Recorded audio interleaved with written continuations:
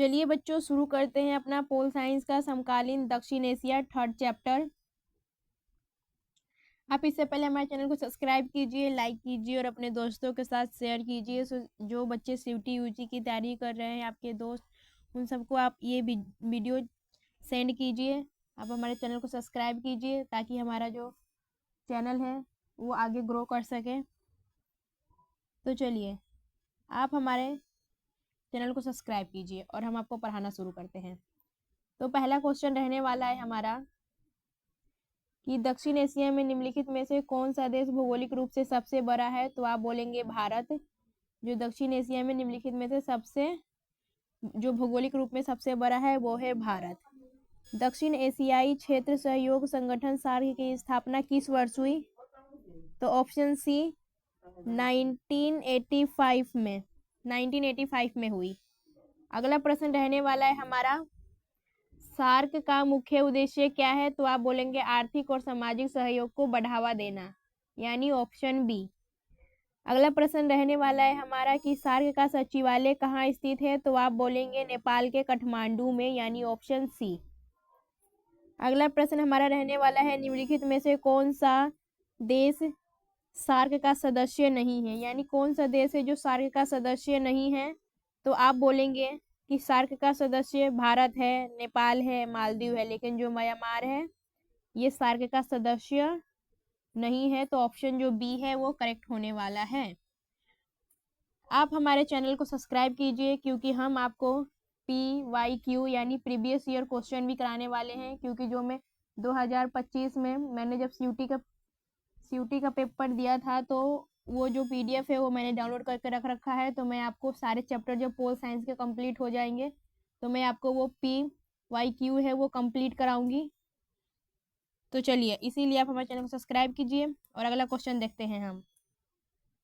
अगला क्वेश्चन हमारा रहने वाला है भारत और पाकिस्तान के बीच प्रमुख विवाद का विषय क्या है। तो आप बोलेंगे कि भारत और पाकिस्तान के बीच जो प्रमुख विवाद का विषय है वो है कश्मीर।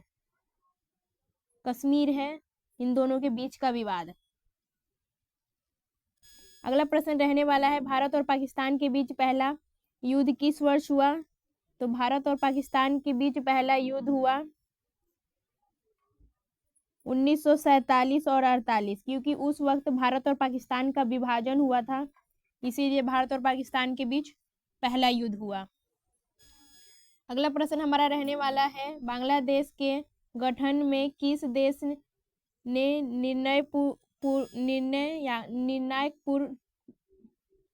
बांग्लादेश के गठबंधन में किस देश ने निर्णायक भूमिका निभाई। तो आप बोलेंगे भारत ने।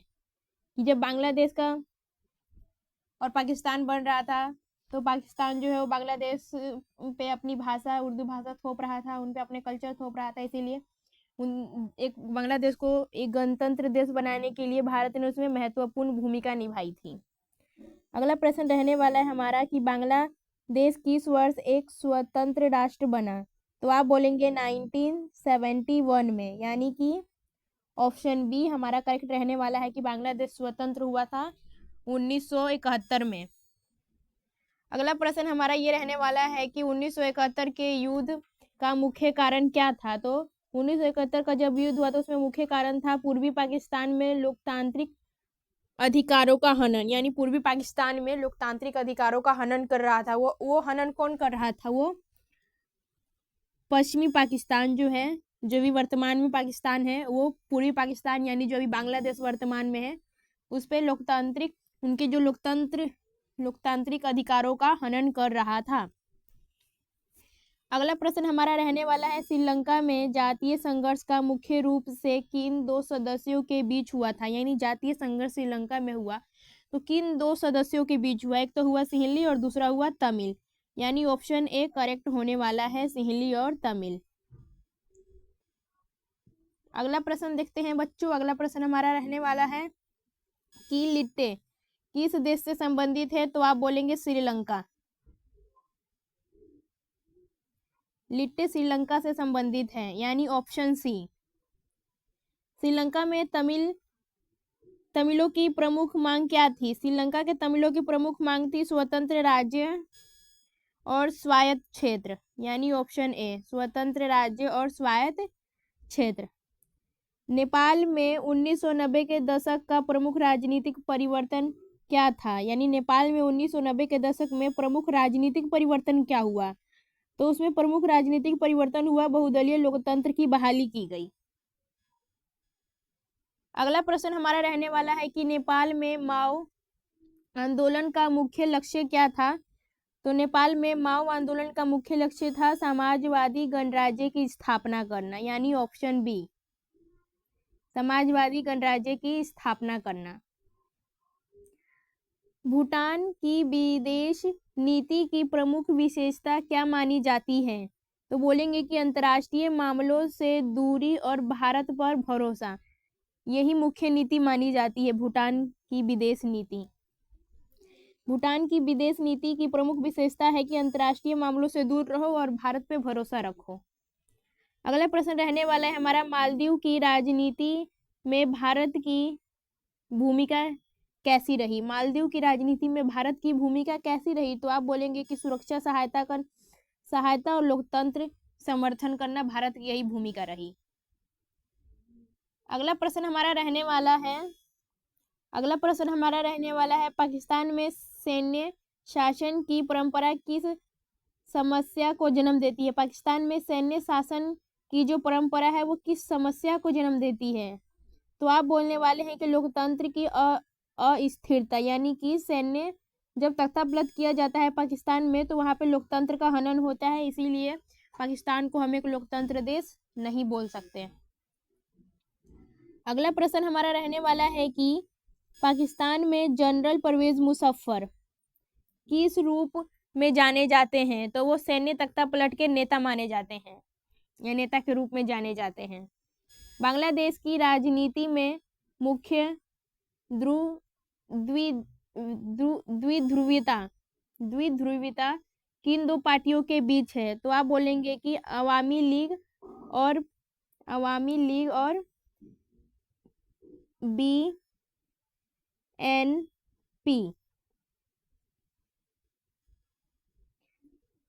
बांग्लादेश में लोकतंत्र की प्रमुख चुनौतियां क्या मानी जाती है, तो आप बोलेंगे कि सेना और राजनीतिक दलों के बीच तनाव मानी जाती है मुख्य चुनौती। भारत श्रीलंका संबंधों में किन समझौते का विशेष महत्व है, तो भारत श्रीलंका संबंधों में समझौता हुआ था वो था इंडो श्रीलंका एकॉर्ड 1987। अगला प्रश्न हमारा रहने वाला है शिमला समझौता किन दो देशों के बीच हुआ, तो आप बोलेंगे भारत और पाकिस्तान के बीच हुआ। अगला प्रश्न हमारा रहने वाला है शिमला समझौता किस युद्ध के बाद हस्ताक्षरित हुआ, मतलब शिमला समझौता किस युद्ध के बाद हस्ताक्षरित हुआ, तो आप बोलेंगे 1971 के युद्ध के बाद शिमला समझौता पर हस्ताक्षर किया गया था। सार्क के सदस्य देशों में कौन सा धर्म सबसे व्यापक रूप से पाया जाता है, सार्क के सदस्य देशों में कौन सा धर्म सबसे व्यापक रूप में पाया जाता है, तो हिंदू धर्म। दक्षिण एशिया की अर्थव्यवस्था की एक सामान्य विशेषता क्या है, दक्षिण एशिया की अर्थव्यवस्था की सामान्य विशेषता है कृषि पर भारी निर्भरता। दक्षिण एशिया देशों में लोकतंत्र का सबसे लंबा और स्थिर अनुभव किस देश को है, तो वो है भारत को। भारत ने किस वर्ष परमाणु परीक्षण किए जिसे पड़ोसी देशों ने सुरक्षा नीति के रूप में देखा, तो आप बोलेंगे भारत ने 1974 और 1998 दो परमाणु परीक्षण किए थे और दोनों किया था कहाँ, पोखरण राजस्थान में। अगला प्रश्न हमारा रहने वाला है भारत पाकिस्तान के बीच विश्वास निर्माण उपाय CBM विश्वास निर्माण उपाय का उद्देश्य क्या है, तो आप बोलेंगे सैन्य तनाव को घटाना और संवाद को बढ़ाना, यानी कि सेना जो युद्ध चलने वाला है या युद्ध चलता है उसको घटा दो और संवाद यानी बात विचार से चीजों को सुलटाओ, ऐसा कहना चाहता है। भारत पाकिस्तान के बीच कौन सा क्षेत्र नियंत्रण रेखा LOC से जुड़ा है? तो इसका आंसर रहने वाला है जम्मू कश्मीर। LOC से जुड़ा हुआ है भारत और पाकिस्तान के बीच। अगला प्रश्न हमारा रहने वाला है, दक्षिण एशिया में गरीबी, अशिक्षा, बेरोजगारी को किस रूप में देखा जाता है? तो क्षेत्रीय साझा चुनौती, यानी वो एक क्षेत्र की साझा चुनौती के रूप में देखा जाता है। अगला क्वेश्चन है हमारा, साफ्टा का फुल नाम क्या है? ऑप्शन ए करेक्ट हो जाएगा, ऑप्शन ए करेक्ट हो जाएगा हमारा south Asia free trade area. अगला प्रश्न हमारा है, साफ्टा का समझौता का उद्देश्य क्या रहा? तो क्षेत्रीय मुक्त व्यापार और शुल्क में कमी, यानी ऑप्शन बी करेक्ट होने वाला है हमारा। अगला प्रश्न हमारा रहने वाला है कि भारत और बांग्लादेश संबंधों में कौन सा मुद्दा संवेदनशील माना जाता है? तो वो है नदी जल बंटवारा और सीमा प्रवासन का समझौता भारत और बांग्लादेश संबंधों में संवेदनशील माना जाता है। अगला प्रश्न हमारा रहने वाला है, दक्षिण एशिया देशों का विकास सूचकांक सामान्यतः कैसा है? तो ये मध्यम और निम्न स्तर का है, यानी ऑप्शन सी। भारत नेपाल संबंधों की विशेषता क्या है? तो आप बोलेंगे भारत और नेपाल संबंधों की विशेषता है वीजा मुक्त आवाजाही और खुली सीमा, यानी भारत को जब नेपाल जाना है और नेपाल को जब भारत जाना है तो दोनों के बीच जो वीजा मुक्त आवाजाही होगी और सीमा खुली होगी। अगला प्रश्न हमारा रहने वाला है, श्रीलंका में बहुसंख्यकवाद से क्या तात्पर्य है? तो बहुसंख्यक सिंहली समुदाय को संवैधानिक और राजनीतिक वरीयता दी जाने की बात कही गई थी, इसीलिए इसका यही तात्पर्य है बहुसंख्यकवाद से। भारत में श्रीलंका के तमिल प्रश्न में किस प्रकार दखल दिया? भारत ने श्रीलंका के तमिल प्रश्न में किस प्रकार दखल दिया? तो ऑप्शन बी रहेगा कि शांति सेना भेजी गई, यानी भारत ने शांति सेना भेजी जो राजनीतिक समाधान का समर्थन करें, और ये भी नहीं हुआ जिसके कारण सेना को वापस लौटना पड़ा। अगला प्रश्न है, भारत में इस्लामीकरण की नीति किस शहर से जुड़ी है? पाकिस्तान में इस्लामीकरण की नीति किस शासन से जुड़ी है? तो आप बोलेंगे जनरल जिया उल हक के शासन से। अगला प्रश्न हमारा है कि बांग्लादेश के पारंपरिक संविधान की मुख्य विशेषता क्या थी? तो आप बोलेंगे कि धर्मनिरपेक्षता और लोकतांत्रिक समाजवाद।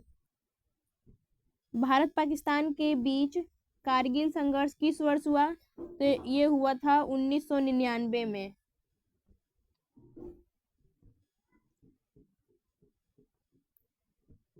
विश्व राजनीति में दक्षिण एशिया अध्याय के अनुसार शांति और सहयोग किस राह में सबसे बड़ी बाधा क्या है?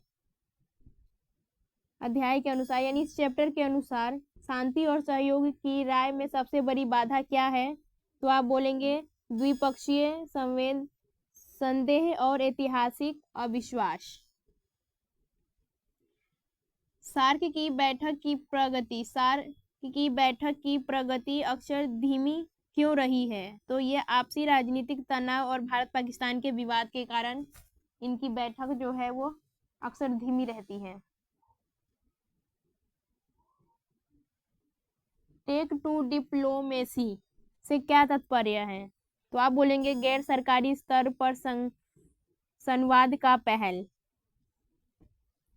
दक्षिण एशिया की राजनीति में लोकतांत्रिक संक्रमण शब्द से क्या अभिप्राय है? तो बोलने वाले हैं आप कि अधिनायकवाद से लोकतंत्र की ओर बढ़ना। अधिनायकवाद से लोकतंत्र की ओर बढ़ना लोकतांत्रिक संक्रमण का यही अभिप्राय है। नेपाल में साम्राज्यवाद विरोधी संघर्ष किसके नेतृत्व में उभरा था? तो ये नेपाल कांग्रेस और अन्य लोकतांत्रिक दलों के साथ जन आंदोलन के रूप में इनके नेतृत्व में उभरा। अगला प्रश्न रहने वाला है हमारा संरचनात्मक समायोजन कार्यक्रम यानी SAP किससे संबंधित है? तो ये संबंधित है विश्व बैंक या बोल सकते हैं IMF द्वारा आर्थिक सुधार नीति। दक्षिण एशियाई देशों की वैश्वीकरण का एक सामान्य प्रभाव क्या है? तो वो है आर्थिक उदारीकरण और निजीकरण। अगला प्रश्न हमारा ये रहने वाला है कि भारत और पाकिस्तान संबंधों में बस यात्रा कूटनीति किस भारतीय प्रधानमंत्री से जुड़ी है? यानी किस भारतीय प्रधानमंत्री ने पाकिस्तान और भारत के बीच बस यात्रा की योजना की थी या निकाली थी? तो वो थे Atal Bihari Vajpayee. Option C correct हो जाएगा हमारा। अगला प्रश्न हमारा रहने वाला है कि समकालीन दक्षिण एशिया अध्याय का मूल संदेश क्या है? यानी क्या संदेश देना चाहता है? ये संदेश देना चाहता है क्षेत्रीय शांति एवं सहयोग की विकास की कुंजी, यानी क्षेत्रीय शांति और सहयोग को बढ़ावा देना।